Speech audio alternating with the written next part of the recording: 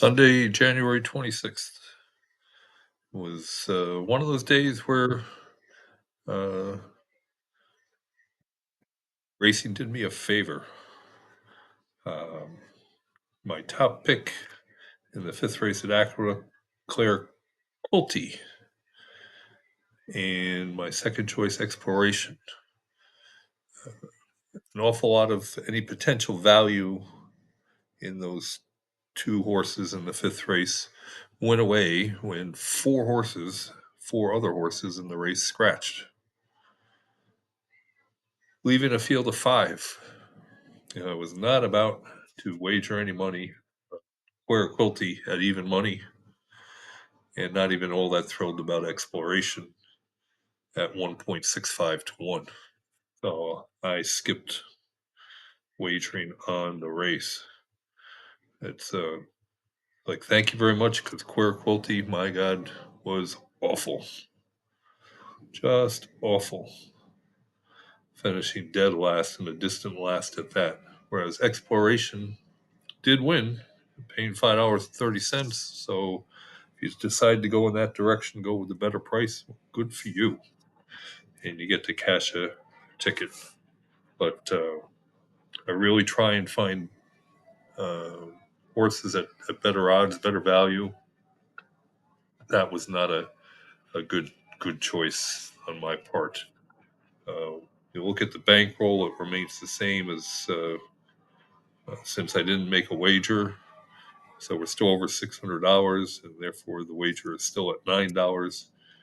And Aqueduct as a whole was tough. Um, Started out with a $1.95 daily double in the first two races. It was just awful. And had Exploration as a second choice winner in race 5.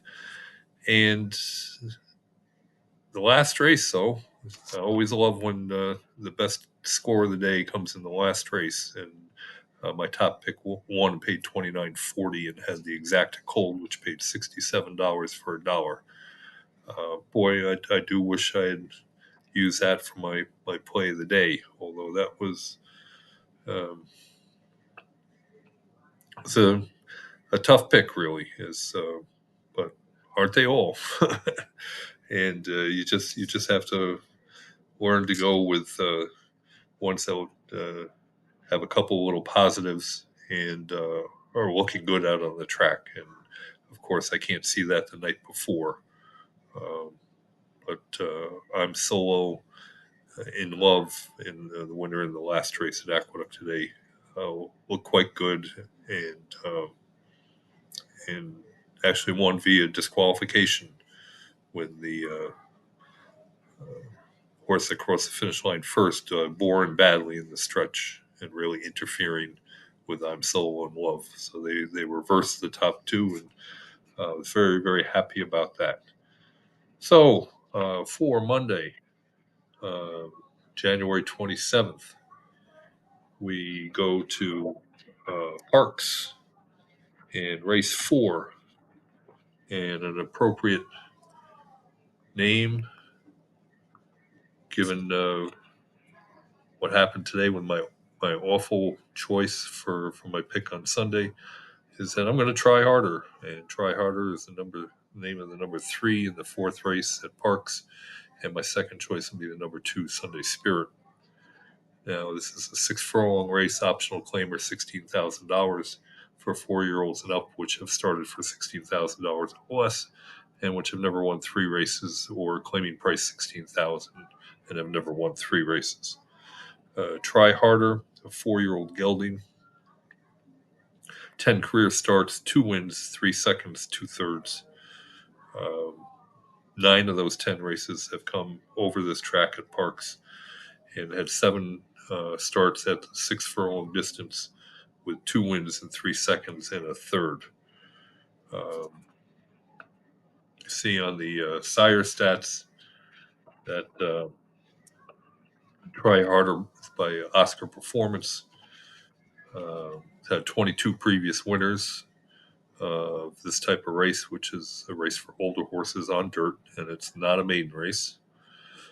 Uh, Oscar Performance leans heavily towards getting turf winners instead of dirt winners. As you can see in the D/T column, the dirt to turf ratio is 0.9. It actually gets more turf winners than dirt winners, does Oscar Performance. But still, over the last 3 years, Oscar Performance has had 53 dirt winners, and 22 of which are this type of race. And from those 22 winners, 23% came at the 6 furlong distance, which is perfectly fine. The average is 29%. 86% have come when the purse is greater than $21,000. Because what happens here is that being an optional claimer, my programming has it as, since it's not a specific claiming race, um, to take the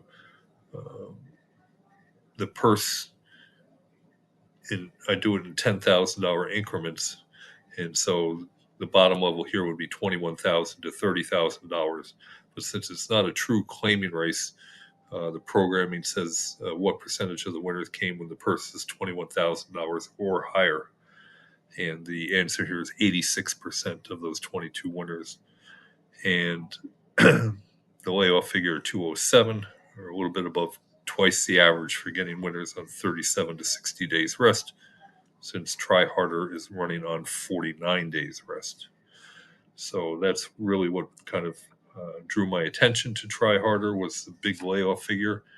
And when we go over to uh, the broodmare sire report, broodmare sire's Warfront, 161 previous winners of this type of race, 28% came at the distance, 58% when the purse was 21,000 or higher, and the layoff figure of 133. So nicely above average once again.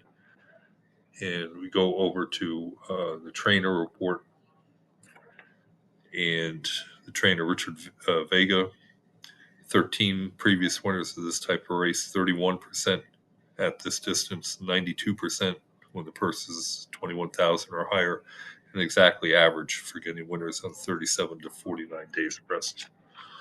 So, again, Try Harder, my top pick. Sunday Spirit will be my second choice. Let's hope we don't get a ton of scratches again. And Try Harder is morning line 5-1. I think I would wager if we get at least 4-1, barring any scratches. All right. Make it a great day, and we'll talk to you tomorrow.